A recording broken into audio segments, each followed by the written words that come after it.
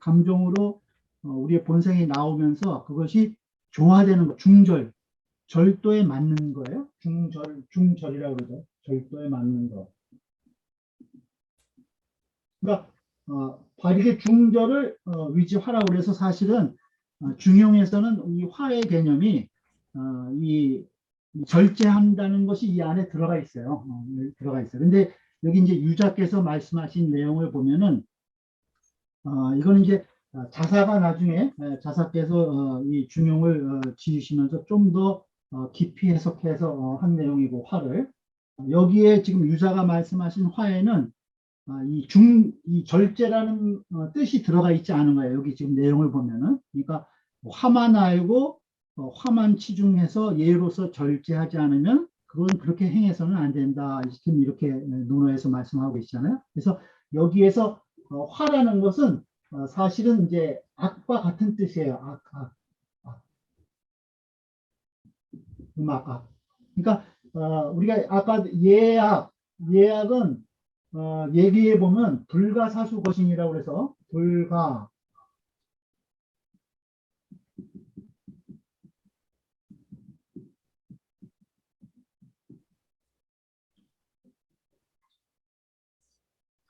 사수라는 거는 아주 잠깐 짧은 시간을 우리가 사수라고 그래요. 그래서 예악은 예악은 예와 악은 불가사수 거신이라 잠시도 거신 몸에서부터 떠나서는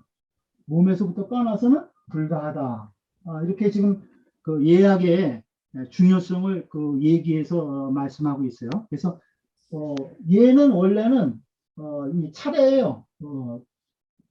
순서할 때 이게 천리지서다 해갖고 천지지서 하늘과 땅의 순서를 정한 것이 예다. 예다. 그 다음에 악이라는 것은 천지지화다. 여기에 지금 천지지화 하늘과 땅의 조화를 얘기를 하는 것이 악이다. 이렇게 얘기를 하고 있어요. 악이라 이렇게 얘기하고 있어요. 그래서 우리가 이 선왕 때 전부 다 그 음악이 있었죠. 음악이 있었어요. 그래서 이제 복희시 때부터도 음악이 있었고, 그 다음에 윤임금, 순임금 때, 그 다음에 탕왕, 무왕 때 다 음악이 있었어요. 그래서 공자님께서 순임금의 음악을 이제 소라고 그러는데, 소. 그래서 공자님께서 순임금의 음악을 들으시고 석 달 동안 고기 맛을 잊으셨다고 그런 말씀을 하셨죠. 그래서 순임금의 음악은 소가 있고 또 탕임금의 음악은 준이라는 것이 있고 그다음에 또 무왕의 음악은 무라는 대무 이런 음악들이 다 있어요. 심지어는 이 모든 예에는 다 악이 따르기 때문에 우리가 나중에 또 보겠지만 제례에도 제사를 지낼 때도 음악이 있어요. 그래서 제례악이 있죠. 그래서 우리가 성인관에서 문묘 석전을 지낼 때 문묘 제례악을 지내죠. 그다음에 이 조선시대 임금의 종묘의 제사를 지낼 때는 또 종묘 제례악을 우리가 같이 제례할 때 같이 진행을 해요. 그러니까 항상 예는 악이 따른다 이렇게 보시면 돼요. 그런데 그것이 조화를 잘 이루어야 된다. 그러니까 너무 예만 치중하다 보면은 그럼 지리하게 된다는 거예요. 또 그렇다고 음악을 너무 중실해서 지나치게 하다 보면은 흐르게 돼가지고 방탕하게 된다는 거죠. 그래서 여기 이제 예지용이 화이귀한데 선왕의 도가 전부 다 이것을 아름답게 여겼다. 선왕 때마다 각기 다 모든 음악이 있었다는 거예요. 그것이 모든 작은 일서부터 큰 일까지 모두 다 예약이 같이 다 따랐다. 근데 해서는 안 되게 있는 게 있는데 그것은 너무 악에만 치중해서 화에만 치중해서 지나치게 하다 보면은 예로서 절제가 안 돼서 그 예약이 정도가 이제 흐트러지게 되고 이 본분이 망각하게 된다. 이런 말씀을 지금 유자께서 하신 거예요. 그래서 예지용이 화이귀하니 예를 행하는 데 있어서는 그 조화가 중요한데 이 선왕의 도가 모두 이것을 아름답게 여겼다. 그래서 모든 큰일 작은 일을 다 이로부터 말미암았는데 그래도 너무 지나치게 화만 알아가지고 화를 중시하게 되면은 그것은 예로 절제하지 않으면 그렇게 행해서는 안 된다. 이렇게 이제 유자께서 어, 주의하는 말씀을 하고 계세요. 다음 문장을 보겠습니다.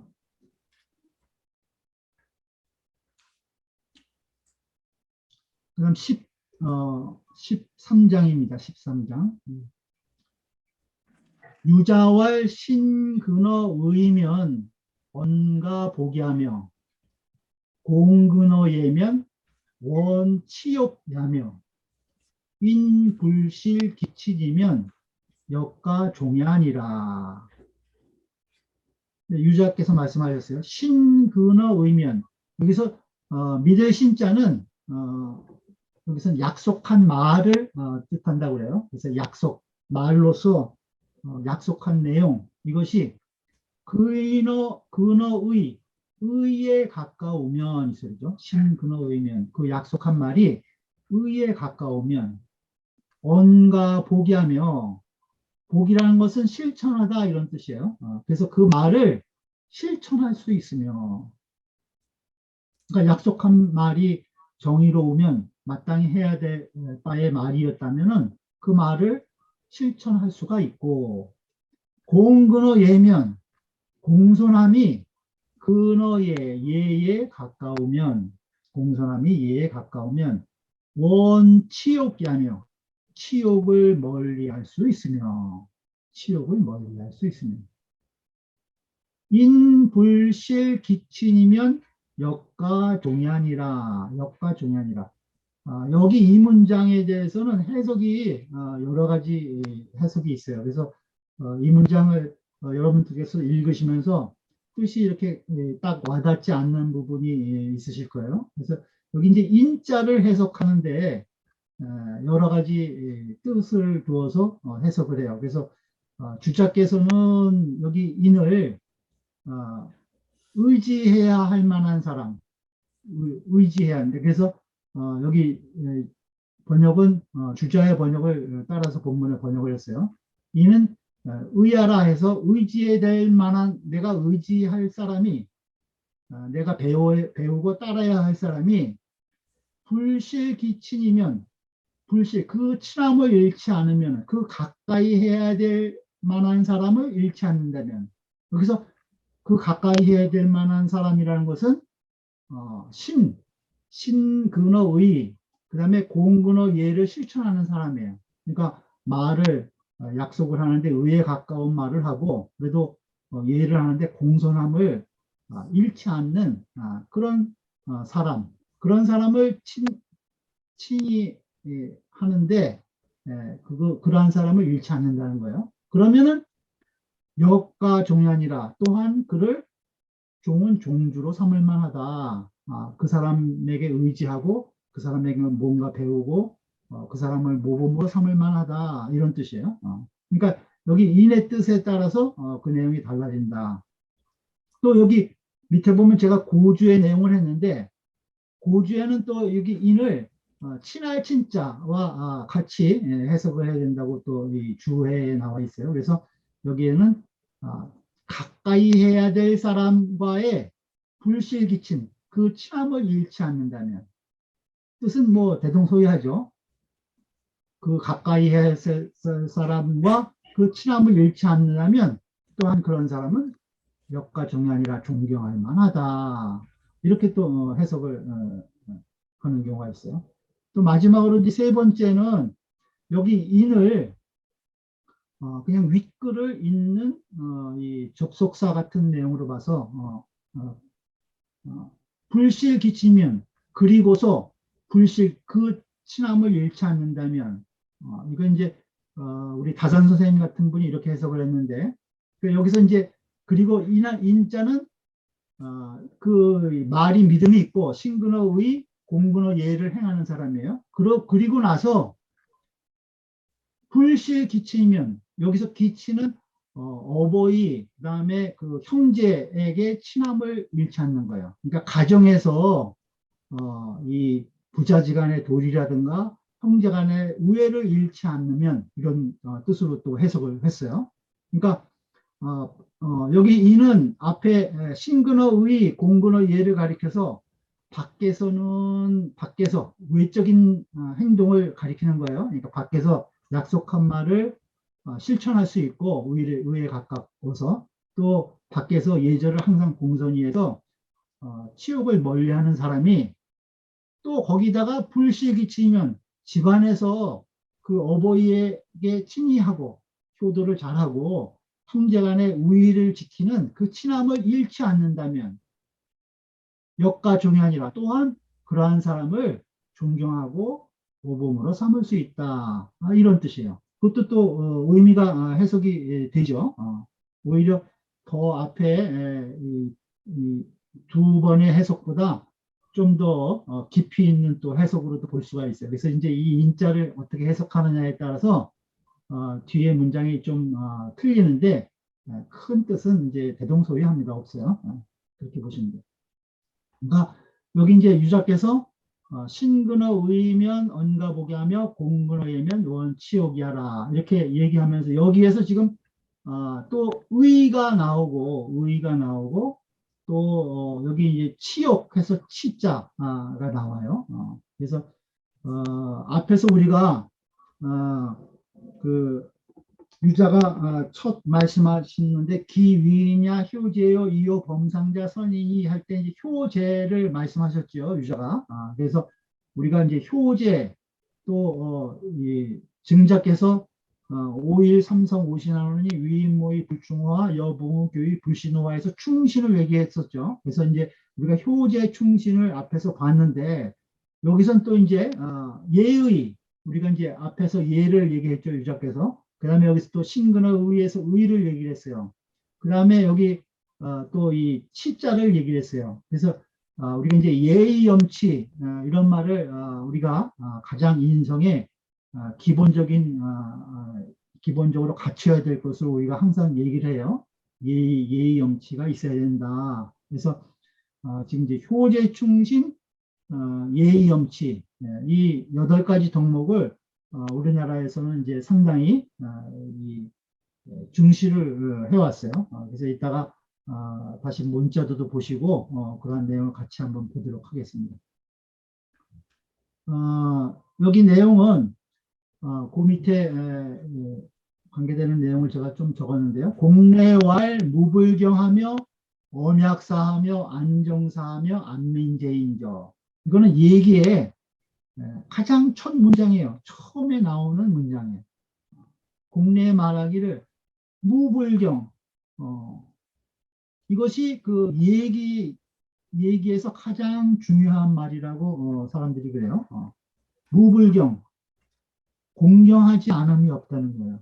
우리가 시300을 112페이지와 사무사라고 그러죠. 시300편, 시경 300편을 한마디로 얘기하면 사무사, 생각함에 섭득함이 없다. 사무사라고 그러는데 얘기를 한마디로 하면 이 무불경이라는 말로 우리가 대변을 해요. 무불경. 공경하지 않음이 없다. 이 얘기의 첫 말씀이에요. 무불경하며. 또 엄약사하며 생각을 엄숙히 하며 엄약사하며 안정사하여 말을 안정되게 해서 안민제인저 민중을 편안하게 할진저 이것이 예에 있어서 가장 기본이 되는 내용이에요. 그러니까 공경하지 않음이 없고 그 항상 엄숙함을 갖추고 말은 안정되게 해서 이 모든 이 세 가지를 하는 목적은 백성을 편안하게 하기 위해서 하는 것이다. 안민제인저. 그것이 얘기의 첫 문장이에요. 그다음에 아까 제가 예의 염치를 말씀을 드렸는데 그 예의 염치를 관중이 이 가장 중요하게 여겼던 덕목 중에 하나예요. 정치를 하는데 그 목민편에 관자 목민편에 나오는데 국유사유라는 거예요. 나라의 큰 네 가지 별이 유자인데요. 나라에 큰 기둥이 있다. 네 가지 큰 강령이 있다는 거예요. 근데 그 중에 하나가 끊어지면은 인류 절즉 경 나라가 기울어요. 그 다음에 이유절즉 위. 두 가지가 끊어지면 나라가 위태롭고, 삼유절즉 복하고 세 가지가 끊어지면 나라가 뒤집어지고, 사유절즉 멸이라 네 가지가 끊어지면 나라가 망한다. 이렇게 나라가 망한다. 경과 정의하며 기울어진 건 바르게 할 수 있다는 거예요. 하나가 끊어졌어. 네 가지 중에. 그럴 땐 기운다 그랬죠. 그럴 때는 바르게 할 수 있어요. 그럼 두 개가 끊어졌을 때 위태로운다고 그랬는데 그 위태로울 때는 그래도 다시 안정시킬 수 있다. 위가 아니에요. 그 다음에 복과 기하여 엎어지면 그래도 다시 일으킬 수는 있다는 거예요. 근데 네 가지가 다 끊어지게 되면은 멸이 되잖아요. 그럴 때는 불과 복차기 하라. 다시 일으켜 세울 수가 없다는 거예요. 다시 이것을 바로잡을 수가 없는 것이다. 하위 사유, 무엇이 사유인가? 일할 예요. 첫 번째는 예요. 이할 의요. 두 번째는 의요. 삼할 염이요. 세 번째는 염이요. 사할 치라. 네 번째는 치다. 치다. 얘는 무엇이냐면 불류절이요. 절도를 넘지 않는 것이고, 얘는 절도를 넘지 않는 것이고, 의는 불자진이요. 스스로 나아가지 않는 것이다. 근데 함부로 나서지 않는 거라는 거예요. 마땅한 도리가 있을 때, 정의로울 때만 나서지, 마구잡이로 나서지 않는다는 것이에요. 그 다음에 염치할 때 염은 불패악이요. 악을 가리지 않는 것을 염이라고 그러고, 우리가 이제 청렴하다 그럴 때 많이 하죠. 잘못을 숨기지 않는다는 거예요. 그것이 염이다. 그 다음에 염치할 때 치, 부끄러워 치자는 불종왕이라 그릇된 것을 따르지 않는다. 따르지 않는다. 이런 뜻이라는 거예요. 그래서 이 관자가 이 예의 염치 이 네 가지는 나라를 유지하는데 가장 근간이 되는 거다. 물론 이제 개인한테도 가장 중요한 이 덕목이지만은 효제 충신과 더불어서 중요한 덕목이지만은 나라를 다스리는데 백성들이 이 네 가지가 없으면은 그 나라가 위태롭고 또 뒤집어지고 멸망함에 이르게 된다. 이런 말씀을 했어요.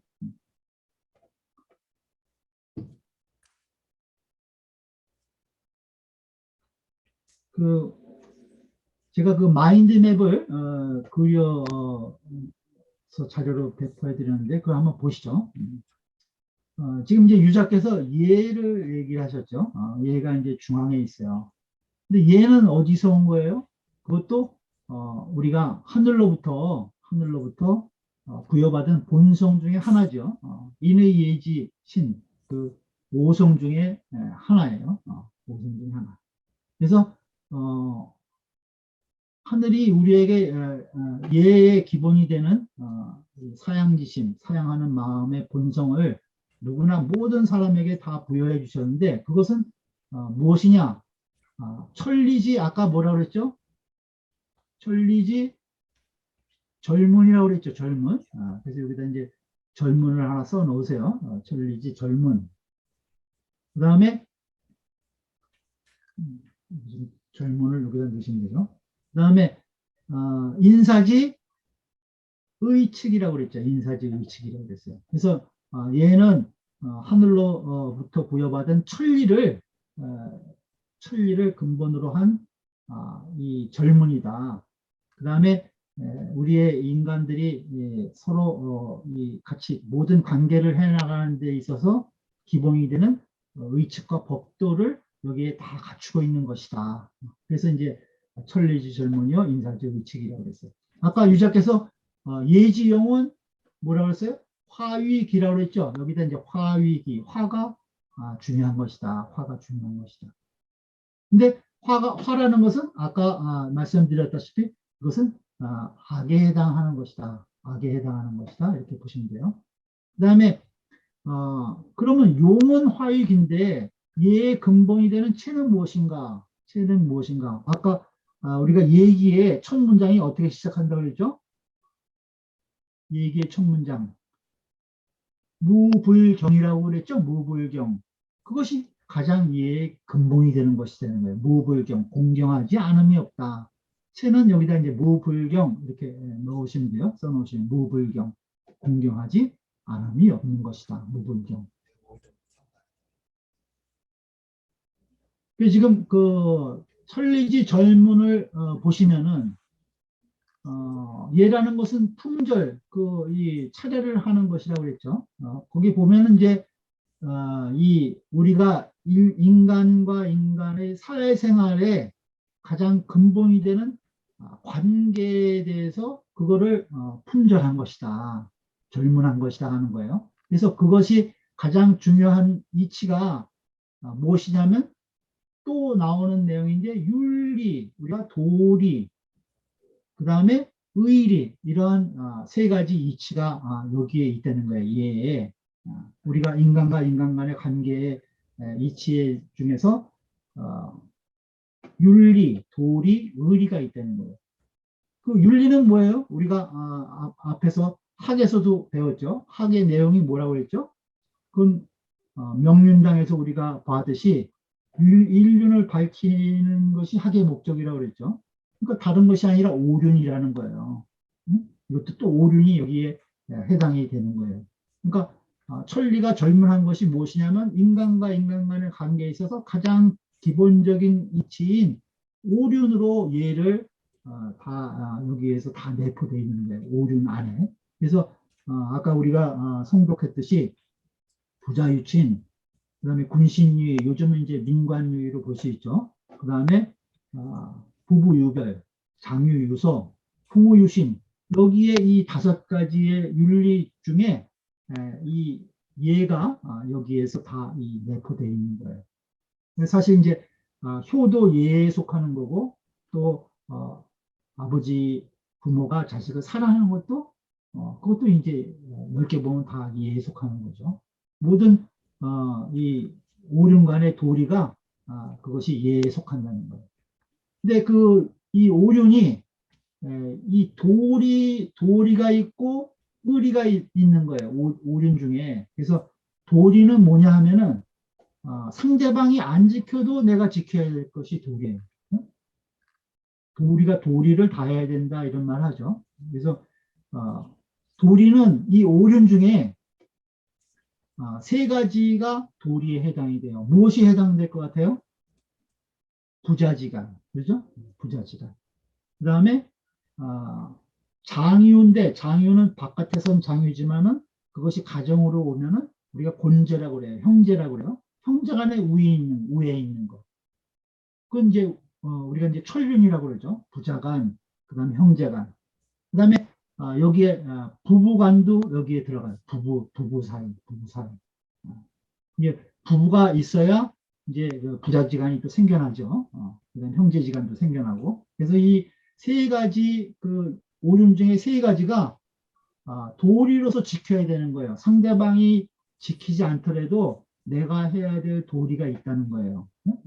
그러니까 우리가 이제 순임금을 보면은 순임금의 아버지인 이제 고수라든가 또 이 이복 동생이라든가 이런 자들이 상당히 이제 순임금을 죽이려고까지 했었죠. 그렇지만은 순임금은 그 효도를 항상 하시고 이 또 그 자기를 죽이려고 하는 9가지 형제를 나타내셨어요. 그거는 이제 도리를 보이신 거라고 우리가 보시면 돼요. 그러니까 그런 이제 천륜에 대해서는 도리가 있는 것이다. 해야 될 도리. 반면에 의리가 있어요. 이것은 의에 안 맞으면 의자는 마땅할 의자죠. 그래서 이 정의롭지 않은 이 도리가 마땅히 해야 될 이치가 아닌 것은 아니면은 그것은 이제 관계가 끊어진다는 거예요. 그래서 이 군신간이라든가 그 다음에 이 친구지간이라든가 이러한 경우에는 3번 그 관계를 봐가지고 이치가 의리에 부합하지 않으면은 그때는 이제 이 군신지간이라든가 부모지간에 도리가 유지가 안 되는 거예요. 그때는 이제 절교를 하고 그 다음에 사직을 하고 운동을 해야 하는 거죠. 도가 실현되지 않는 임금 밑에서는 정치에 참여하지 않고, 그 다음에 이 도를 지키지 않는 벗은 상대하지 않는 그런 이제 의리가 있었어요. 그러니까 그 오륜 중에 우리가 도리가 있고 의리가 있다 이렇게 보시면 돼요. 그래서 여기에서 이제 예의 염치가 아까 우리가 봤던 예의 염치가 나오는 거예요. 예의 염치. 그 다음에 우리가 앞에서 또 유자가 말씀하신 아까 내용 중에 기위냐 효제요 이요 범상자 선인이 이 앞에 문장에서 봤을 때 우리가 이제 효제 충신 이렇게 네 가지 덕목이 있었죠. 그래서 이제 이 효제 충신 예의 염치 이것은 이제 관자의 사유가 된다고 아까 예의 염치 이걸 말씀을 드렸어요. 그래서 이 8가지 덕목을 이 조선시대 때 상당히 중요시 여겼어요. 그래서 실록이라든가 이런 데 보면은 이걸 이제 왕빠라고 그래갖고 왕팔이라고 그래가지고 이것을 지키지 않는 사람을 요건 약간 비속어 같아요. 그래서 왕빠라고 얘기를 했다 그러고 또는 망팔 8가지를 잊었다. 그래서 이런 이 덕목 8가지를 실천하지 않는 사람은 이 가장 인간의 도리를 어긋나는 그러한 사람으로 이제 평가를 했어요. 그래서 망팔 8가지가 없다. 이건 사람도 아니다. 이렇게까지 이 선조들께서 이 덕목을 가지가 없다고. 너도 멍청하다고 왕바라 그러다. 그러니까 8가지가 그런데 8가지가 없다고. 이렇게 왔네. 성화네. 다음 이제 그 여기 밑에 아래쪽을 보시면은 피해서. 아래쪽을 보시면은 잠깐 저걸 볼까요?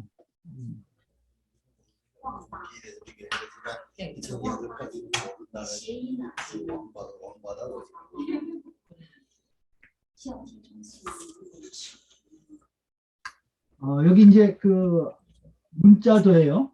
그래서 이제 이게 좌측서부터 예의 염치, 예의 염치로 그림을 그린 내용인데 여기 보면은 이제 그 예는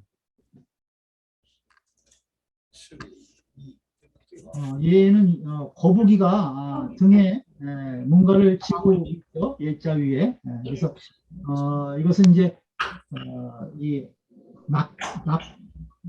낙서, 이 낙서라고 해서 그 낙수의 신기, 아주 신령스러운 거북이가 이 낙서, 이 하도 낙서할 때 하도와 낙서를 짊어지고 나왔다고 그래요. 그래서 여기에 거북이가 가지고 나온 낙서를 기본으로 해서 여기서 이제 뭐 홍범 구주가 그려지고 여러 가지 그 정치에 관한 가장 기본적인 도리가 여기 들어있어요. 그래서 이러한 내용을 상징화하기 위해서 이 낙서에서 나오는 신구를 예자 위에다 그리기도 했어요. 그 다음에 의자에는 여기 이제 새가 두 쌍이 있는데 이 새는 이제 그 시경에 물수리를 상징한다고 그래요. 그래서 시경 첫 장이 관절장이라고 하는데 관관저구 제하지주로다 요조숙녀 군자 호구로다 이런 말로 시작되는 시경에 식구가 있어요. 그래서 관관저구 저기 관관하고 우는 거기 물수리를 얘기를 하는데 이 물수리가 서로 아주 의가 좋고 이러한 새예요. 그래서 이 새를 상징으로 여기 이제 그렸어요. 그 원래 관절장은 문왕과 문왕의 부인이 만나는 그러한 광경을 시로서 읊은 것이라고 하는데 그러한 내용을 이제 상징화하는 물수리로 의자를 여기 문자도에 그리고 그 다음에 이 청렴할 염자는 개를 앞에 그렸어요. 그래서 우리가 이제 이 주렴계 선생님이 계시죠. 태국 도서를 쓰신 주렴계 선생님이 계세요. 그래서 그 렴자 같지만은 이 개가 개는 앞으로 전진하다가 물러나기도 하고 그러죠. 그래서 때에 따라서 그 처신을 잘한다 그러는 거예요. 도가 있을 때는 앞에 나가고 도가 없는 세상에서는 물러날 줄 안다. 그래서 이 개를 청렴한 상징물로 여기 염자 위에 그렸어요. 그 다음에 염치할 때 치자는 여기 이제 비석이 있는데요. 비석. 이것은 이제 이 수양산에 들어가서 충절을 상징하면서 이제 고사리 펴먹다가 돌아간 그 배기숙제의 충절비를 상징을 해요. 그래서 항상 도가 없는 세상에서는 항상 은둔해서 자기의 충절을 지키는 그러한 모습을 상징하였고, 여기 이제 그 달에 옥토끼가 방아찌 있는 모양 이런 것들을 같이 그려넣어서 치자의 문자들을 사용하고 있어요. 그래서 앞에서 본 그런 내용과 같이 렌치를 쓰는데 뜻을 어떻게 했다는 거 그러니까 그림을 이어줬잖아 지금. 예의염치 보통 8폭병풍을 많이 쓰고 있는데요. 보시죠 같이.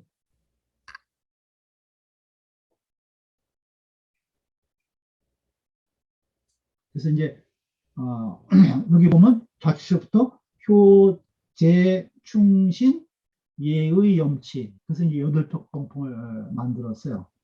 여기 이제 글자만 있는 거 있고, 또 이제 화조도 같은 것을 같이 넣어서 이렇게 아래에 그림을 팍 넣어서 화려하게 이 장식한 예의, 염치, 효제, 충신, 문자도 병풍도 있어요. 그래서 이 8가지 덕목을 상당히 그래서 중요시했다. 한다는 뜻을.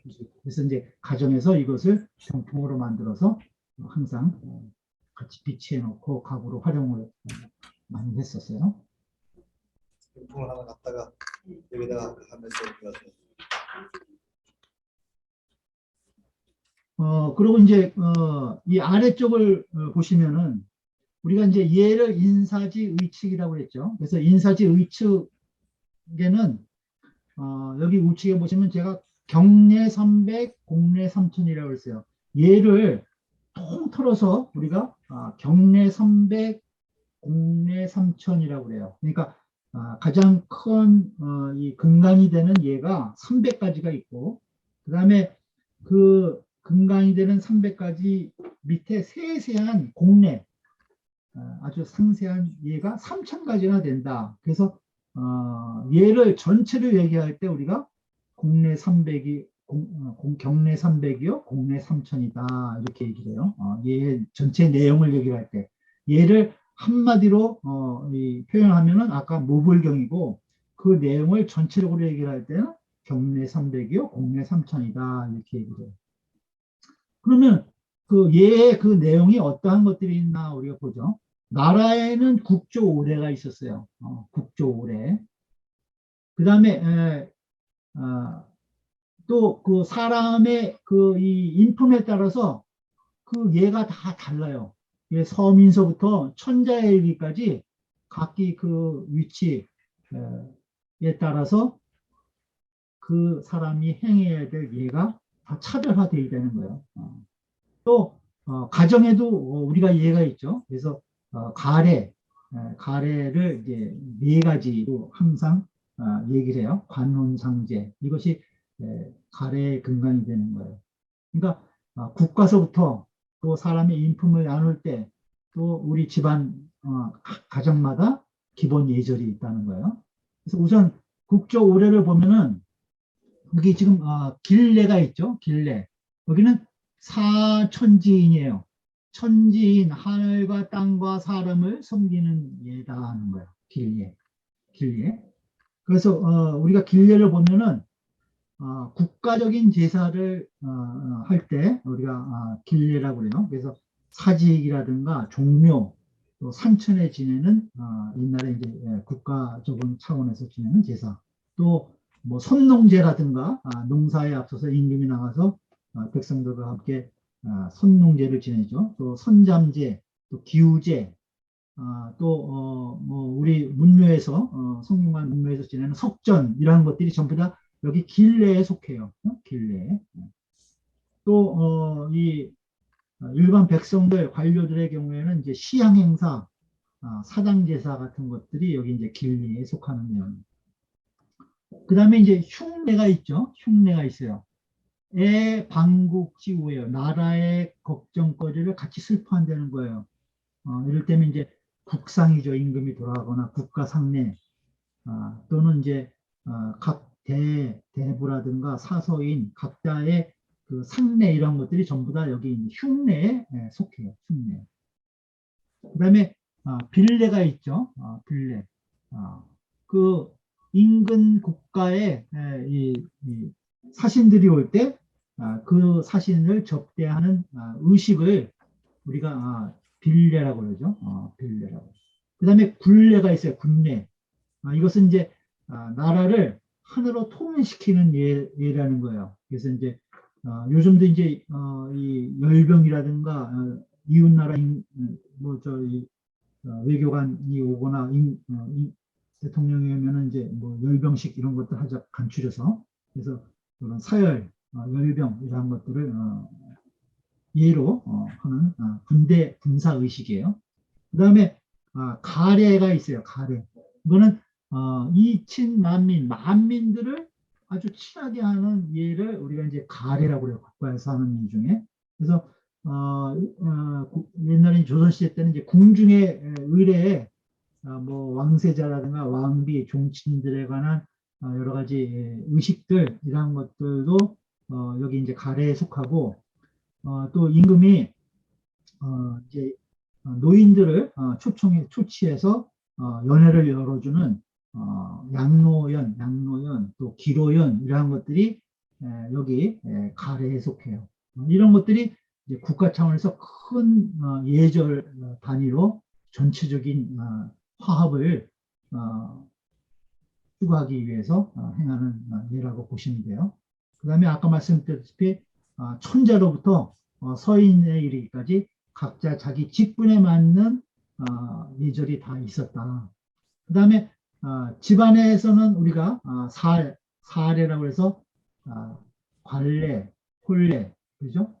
상례, 제례 이렇게 네 가지가 가장 가정에서 지켜져야 되는 기본 의례로 우리가 이제 중시를 해왔어요. 관혼, 상제. 요즘 이제 젊은 사람들이 관례가 요즘 그동안 잘 안 하다가 요즘 이제 다시 살아나죠. 그래서 이제 성인이 되면은 자를 주고 이제 성인의 의식을 치러주는 거고, 그죠? 혼례를 통해서 이제 새로운 가정이 이루어지고 또 조상의 우리 이제 부모라든가 이런 분들이 돌아가시면 그동안에 이 기본적인 이제 상례를 치르고 또 위에 아까 앞에서 우리가 먼 조상을 추모하는 의식인 이제 제례를 우리가 같이 봤었죠. 그래서 이 네 가지 예가 이제 가례에 속한다 이렇게 보시면 돼요. 그러면은 우리 가례가 어떤가 지난번에 우리 저 총재님께서 말씀하셔가지고 제가 조금 정리를 했어요. 그래서 가장 기본적인 것만 같이 한번 보도록 하겠습니다. 가래의 가래는 제례는 어떠한 의의를 지지는가? 보본 추원이라는 거예요. 보본. 우리 근본에 보답하고 나를 이렇게 만들어주신 근본 조상님께 보답하고 그분들에 대해서 이제 추모하는 그런 보본 추원의 의미를 가지고 또 순조 조상을 숭모하고 그 다음에 상문 문중을 높이는 그런 의의가 있어요. 그 다음에 불망 조은 조상의 은혜를 잊지 않는다 하는 의미가 있고 그 다음에 기복 복을 빌고 기복 그 다음에 벽화 사악함 화를 물리치는 그러한 의미도 제례에 있어요. 그래서 조상님들의 은덕으로 이제 음복한다고 그러죠. 우리가 다 차례 제사를 모시고 나서 그래서 복을 빌고 또 화를 우리 조상님들이 이렇게 면하게 해준다, 물리쳐준다 이런 의미도 제사가 가지고 있다 이렇게 보시면 됩니다. 그다음에 이제 그 제사의 종류에는 우리가 이제 이 달의 차례라고 그러죠. 차례. 그래서 우리가 설날이라든가 한식이라든가 추석 때 우리가 이제 차례를 모셔요. 차례를 모시고. 그다음에 기제가 있죠. 기제. 이제 그 돌아가신 날 제사를 지내는 거를 우리가 기제라고 그러죠. 기제라고 합니다. 그다음에 사시정제가 있어요. 사시정제. 이거는 춘분, 하지, 추분, 동지 이렇게 네 계절에 지내는 정제인데 이건 사실 이제 그 율곡 선생님 계실 때까지는 이 사시정제를 지내왔다고 그래요. 근데 그 이후로 우리가 임난이라든가 여러 가지 이 난을 겪으면서 이 사시정제라는 풍속이 이제 많이 없어졌는데 우리가 이제 원래 제사는 길례라고 그러거든요. 근데 나라가 이 위급하거나 요즘처럼 이 역병이 일어날 때거나 이러면은 그 길례인 제사를 못 지내는 경우가 있어요. 그래서 이제 주자께서도 그때 이제 남성 때 나라가 어려워지고 망하고 뭐 여러 가지 그 풍파로 인해서 그때 이제 기제사를 사실 이제 주자께서 이제 주장하셨는데 그 이전에는 사실 사시정제를 지냈다고 그래요. 그래서 그 동지 때는 시조를 모시는 제사를 해요. 동지 때. 동지가 이제 처음으로 이제 양이 생겨나는 시기잖아요. 그래서 그때 시조제를 지내고, 그 다음에 춘분 때, 증조부, 그 다음에, 이 하지 때 조부, 그 다음에, 이 추분 때, 그 다음에 우리 부모, 이렇게 이 제사를 지냈다고 그래요.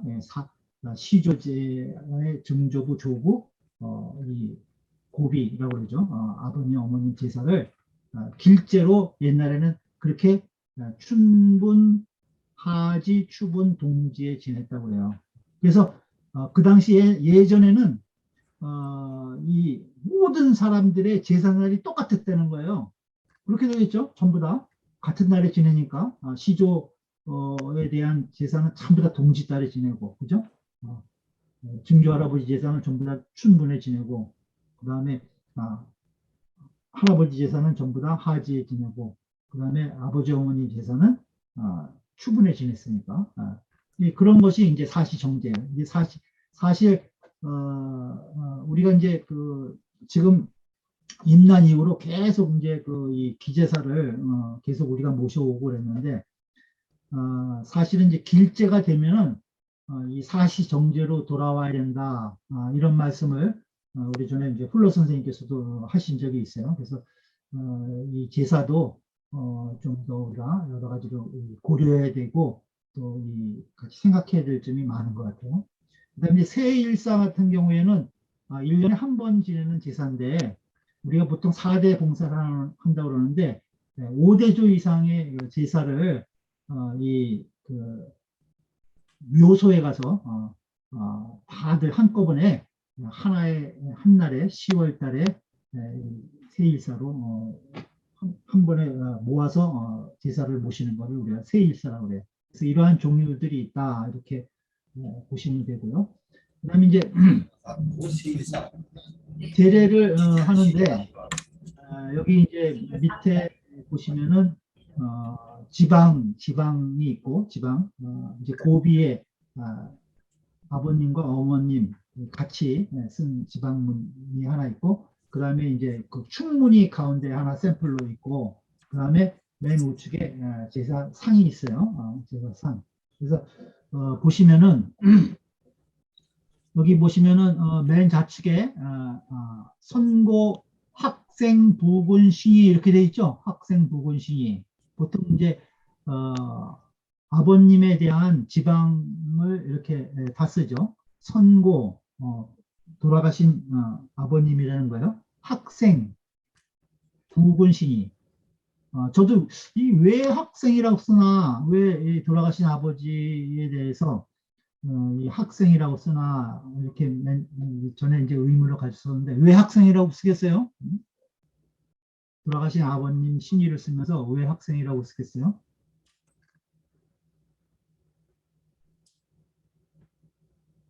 원래 이제 벼슬을 안 한 분 신의를 이 지방을 쓸 때 학생이라고 쓰는데 그 돌아가신 분들을 모든 사람을 다 높여서 사실 쓴 거예요. 그래서 여기서 학생이라는 것은 태학생을 얘기를 해요. 태학생. 그러니까 지금 얘기하면은 성균관에서 최고의 고등교육기관에 들어가서 들어갈 수 있는 자격을 갖춘 공부할 수 있는 사람이라는 거예요. 태학생. 그 얼마나 모든 백성들의 벼슬을 못한 사람들까지의 그 이 지위를 돌아가시면 다 이렇게 높여서 이 추존을 해준 거예요. 그래서 현고 학생, 부군도 사실은 예전에 군수를 부군이라고 그랬다고 그래요. 군수. 그러니까 이만큼 그 이 학식이라든가 지위를 돌아가신 분의 아무리 아무 벼슬도 안 한 사람이더라도 모든 평민들이라도 이렇게 높여서 이렇게 추존해서 지방을 쓸 수 있도록 한 것이다. 이렇게 의미를 보시면 돼요. 그래서 선고 학생 부군신이 이렇게 하고 그다음에 여기는 이제 고비라고 그래서 아버님과 어머님의 지방을 이제 같이 두 줄로 썼죠. 그래서 우측에는 이제 좌측에는 아버님에 대한 신이 지방문을 쓰고 그다음에 우측에 어머님을 쓰는데 여기는 이제 현비, 유인.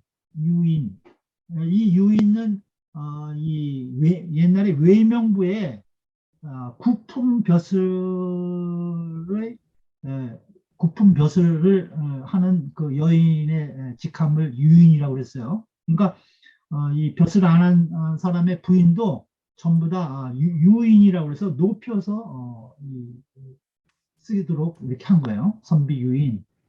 그다음에 본관을 적죠. 여기는 창녕조씨하는데 본관과 성씨를 적고 밑에 신이 이렇게 적어요.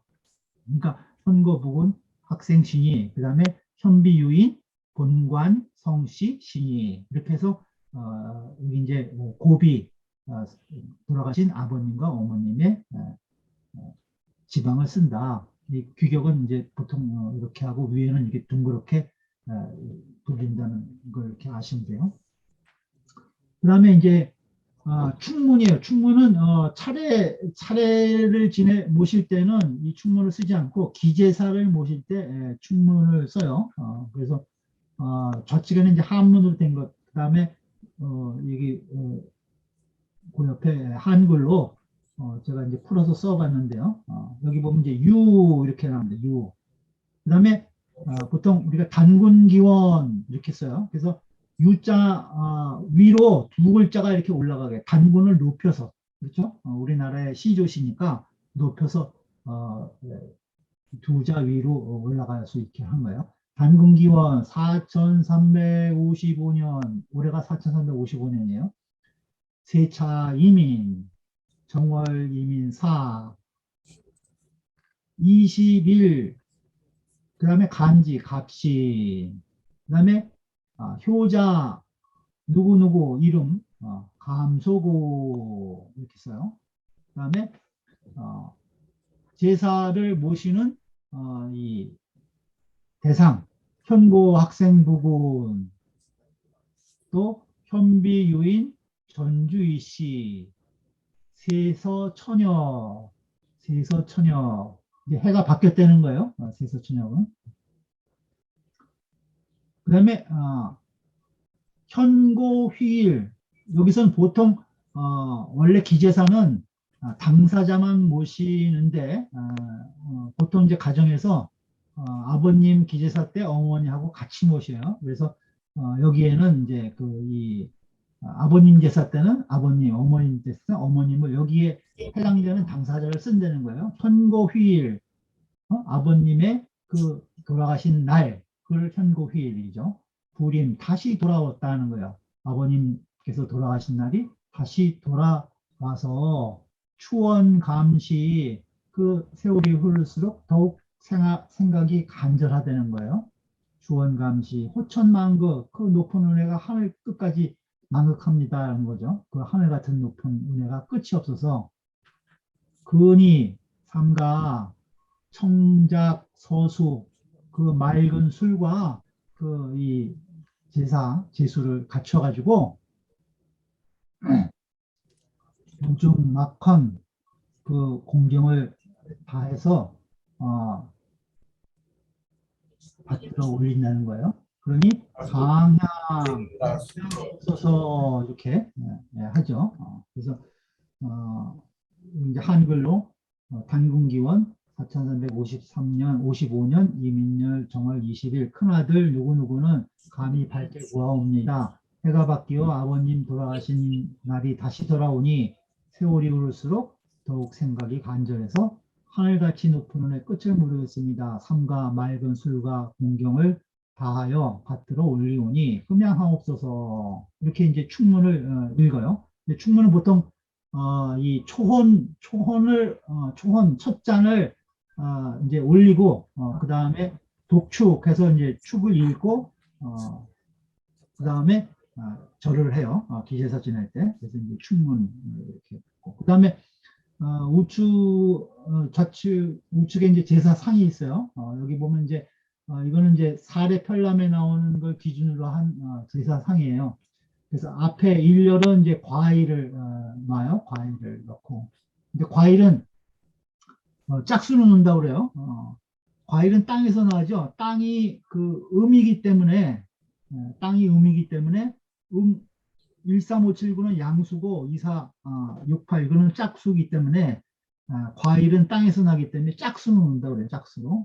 그래서 일렬은 이제 짝수로 넣고 과일을. 그 다음에 포, 채소, 그 다음에 간장, 그 다음에 이 침채라는 것은 물김치예요. 물김치. 그 다음에 식혜, 젓갈 이런 것들을 2열에 놔요. 여기까지는 이제 찬 음식이죠. 그래서 이거는 이 제사상을 이 강신 할 때 그때 이제 같이 먼저 놔요. 이거는 먼저 놔요.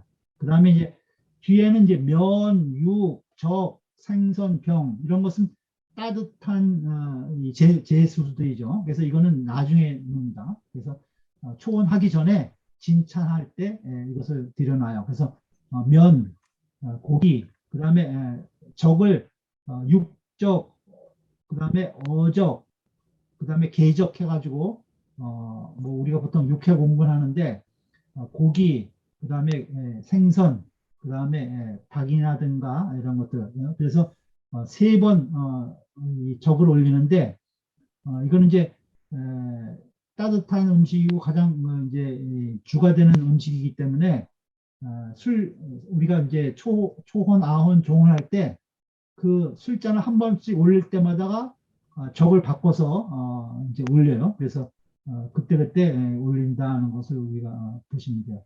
그 다음에 이제 생선, 떡, 이런 것들을 이제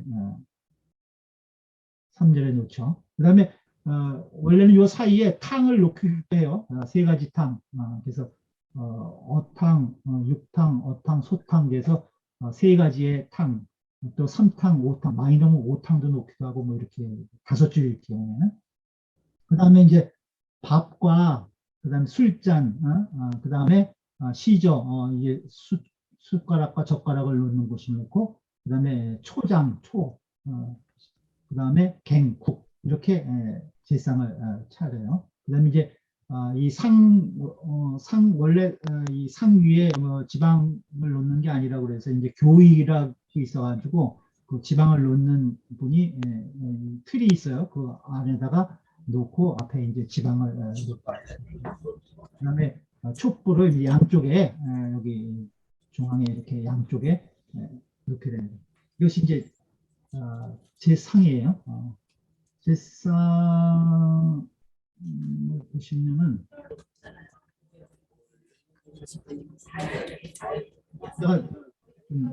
제가 순서 한번 보고 같이 보죠. 여기 보면 이제 재개 있어요. 재개. 몸을 이 재개한다는 거예요. 그래서 차례 지내기 전에 보통 이제 산재하고 치재가 있는데 산재하고 치재가 있어요. 그래서 산재 보시면은 기회를 받아서 두 개만 두개만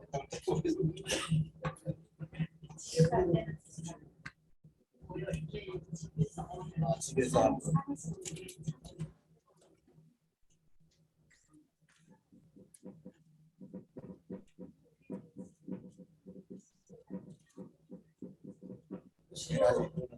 왕이 되잖아. 산재는 제사 지내기 전에 우리가 외부에 나가서 뭐 술을 마신다든가 뭐 상가집 안 간다든가 그렇게 조심하는 게 있죠. 그런 걸 이제 산재라고 그래요. 그 다음에 치재는 우리가 이제 마음을 항상 이제 깨끗이 하는 걸 우리가 치재라고 그러죠. 보통 그래서 이 제사 때마다 이 하는 날짜가 틀린데 보통 뭐 산재 2일, 치재 1일, 뭐 보통 한 3일 정도 이렇게 해요. 그래서 이제 재개를 먼저 하는 거예요. 그래서 우리가 재개라고 얘기를 해요.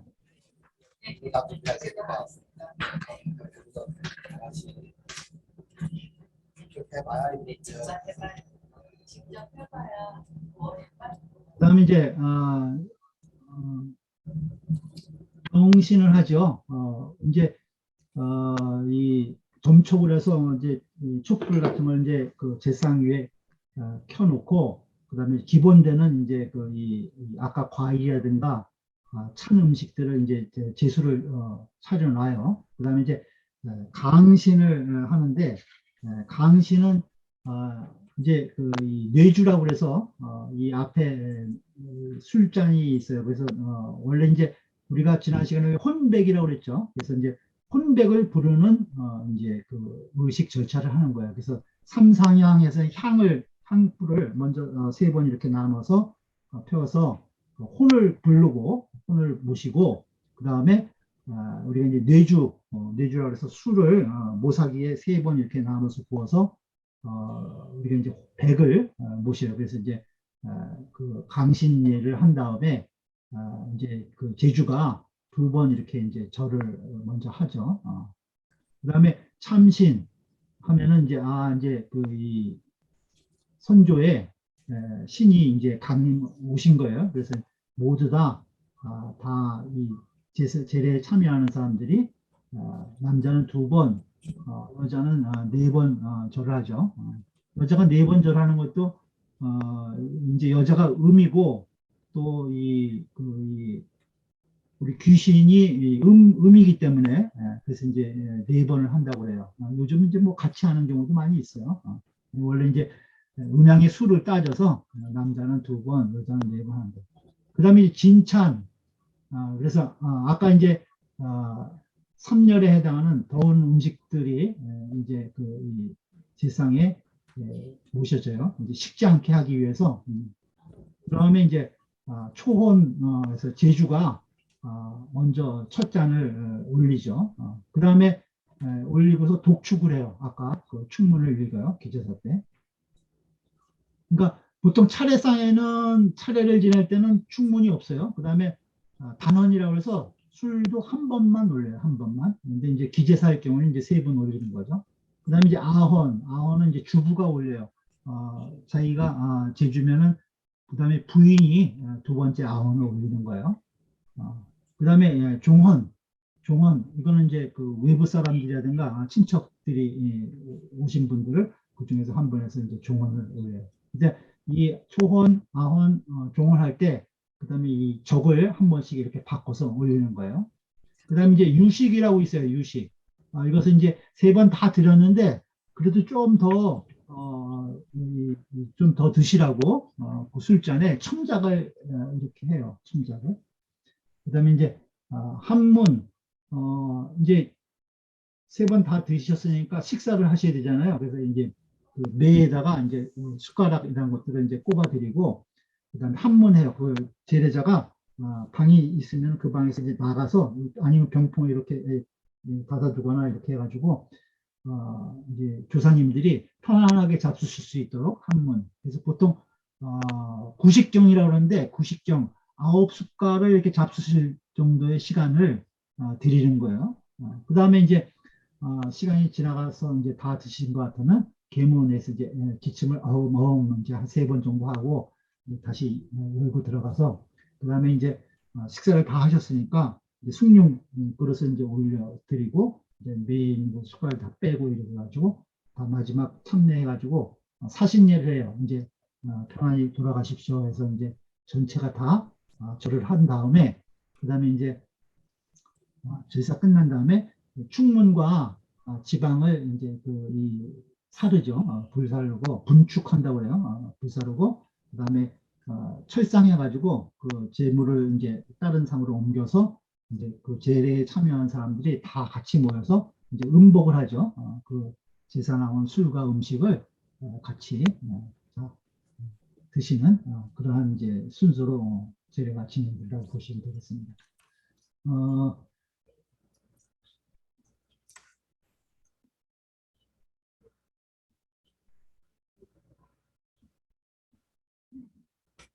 여기 그 제가 제사상을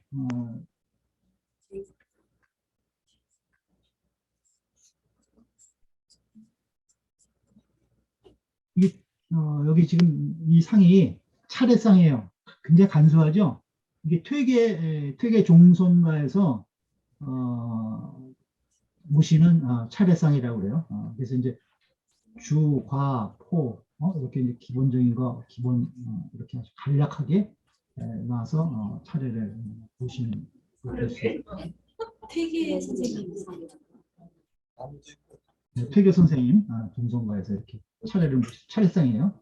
이제 설날이에요, 설날. 여기 이제 떡국, 설날에는 떡국을 이렇게 이제 3개 한 번씩 이렇게 놨죠. 그 차례라는 거 차례. 차례. 그다음에 이제 제사상. 차례도 저건 아니야. 이거는 이제 그 제기예요, 제기. 아까 이제 교위 여기에 이제 지방을 놓고 이렇게 원래는 이제 높은 상에 해야 되는데 대부분 이제 낮은 교자상에 우리는 집안에서 많이 하죠. 제대로 된 유기로 된 제기가 다 갖춰진 경우 이렇게 가운데 이제 향탁이라든가 모사기 놓고 이제 주전자, 술 이런 것들 다 그다음에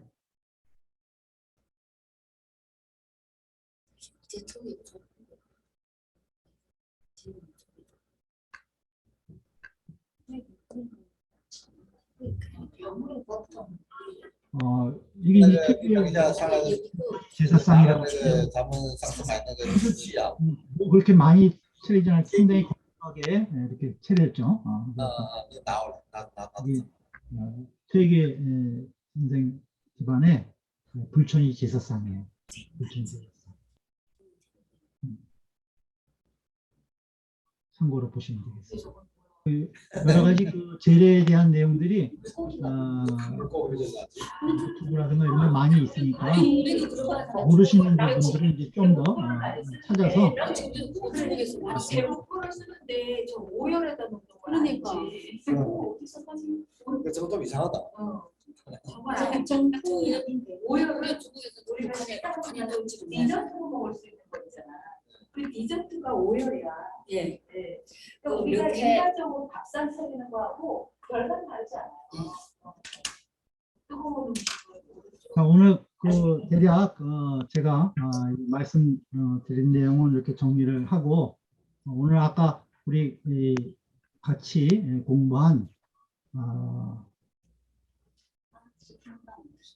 논어 원문을 같이 한번 읽고 오늘 마치도록 하겠습니다. 같이 읽겠습니다. 유자왈 예지 기하니 성기하니라 소대 유진이라 기화이 화요 불이 예절 역불가 행이하니라 유자왈 신근어 의면 언가 보기하며 공그러 예면 원 치욕 야며 인 불실 기친이면 여가 종이하니라. 이렇게, 제 강의는 이렇게 마치도록 하고 뭐 질문 있으세요?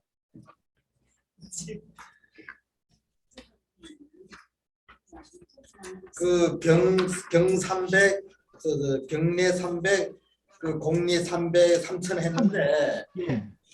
그 이거는 어디서 나왔지? 이거는 나 오늘 처음 듣는 얘기 돼서 물어봅니다. 이거 얘기에 있어요. 얘기. 얘기해 있어요? 예. 보통 우리 그런 말을 많이 해요. 그래서 경내 300에 공내 3천이다. 그러니까 얘가 그렇게 많다는 거죠. 그러니까 그 얘기 책에 있다는 얘기 나와 있다는 거죠. 예.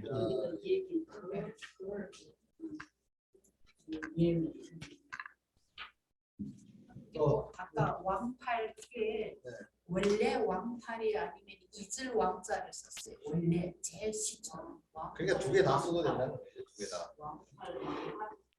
아니 그러니까 이 왕이 갖춰야 될 8가지인지. 아니 그건 아니. 속어고 왕이 갖춰야 될 8가지가 아니라 비속어가 이절 망자, 망팔, 거예요. 망팔이라고 그래서 망팔. 예, 어제 왕빠라고 그래갖고 비속어를 뒤에 왕가지. 不要把这些忘掉。 이슬 왕자지. 네, 그렇죠. 忘하면 왕파가 되는 거예요. 사시정제 있잖아요. 거기에 네. 봄은 증조 할아버지고 여름은 할아버지고 가을은 아버지인데 그럼 겨울은 시조. 시조, 예. 조상? 사실 그럼 시조 여기 시조면 예를 들어 이제 할아버지, 증조 할아버지가 조상 아닌가요? 그렇죠. 근데 겨울은 그 자기 성씨의 가장 첫 시조. 왜냐하면은 공지는 처음으로 이제 음이 극으로 갔다가 양이 처음 시작되는 그 시기를 우리가 동지라고 그래요. 그러니까 첫 시작이라는 거예요. 나의 조상의 첫 시작의 의미가 있어요. 동지에 때가. 그래서 시조를 제사 지낸다는 거예요. 시조. 그러면 이거는 언제까지 이렇게 하다가 없어진 건가요? 율법 선생님 계실 때만 우리 시작하고 임난 전에까지는 임진왜란 전까지는 이 사시정제를 지냈나 봐요. 그러면 그 전 국민이 같은 날짜에 이제 그렇죠. 지내는 그때 거예요? 원래 이제 그 상례에서 소상 대상이 끝나면은 이제 길례로 바뀌기 때문에 그때는 상례는 흉례거든요. 이제 소상 대상서부터 이제 길례로 바뀌어요. 근데 그 길례를 사시정제로 지냈다는 거예요. 저는 그래서 춘분, 하지, 추분, 동지 이렇게 4번 모든 백성들이 한날 한시에 다 같이 지냈다는 거예요. 전부 다. 근데 이게 주자께서 길제사를 이제 얘기하시면서 그 원래 이 길제사는 세상이 그 전쟁이라든가 또 이 역병이 나오거나 이럴 때는 길레인 제사를 원래는 못 지내게 돼 있어요. 그렇다 보니까 그때 우리나라가 이제 임진왜란이라든가 일제 침략이라든가 하도 여태까지 계속 편할 날이 없었잖아요. 그래서 이 길레인 사시정제를 못 지냈다고 하는 거예요. 그래서 우리 훌러 선생님께서 이제 그러한 내용을 이제 얘기를 쭉 이제 정리하다 보시니까 그런 내용을 이제 발견하시고 우리도 이제 평화로운 세계 시대가 오면은 길레인 사시정제로 바꿔야 된다 이런 말씀을 하시는 걸 저희가 이제 배우고 그랬었어요. 그래서 이제 이 사실은 이제 기제사로만 되는데 또 이제 주자께서 그 당시 사회상이라든가 어려운 이러한 내용 때문에 기제사를 주장하셨는데 또 우리나라도 이 임난이라든가 계속 어려운 좋지 않은 환경을 계속 겪어왔기 때문에 우리가 길례로 복원을 못했다 이러한 이제 말씀을 하고 계시는 거예요. 그래서 이러한 점도 우리가 앞으로는 고려를 해서 이제 그 의례를 어떻게 해야 되는지 잘 정리를 해야 될 우리 후손들의 책임이 있다 이렇게 생각을 합니다.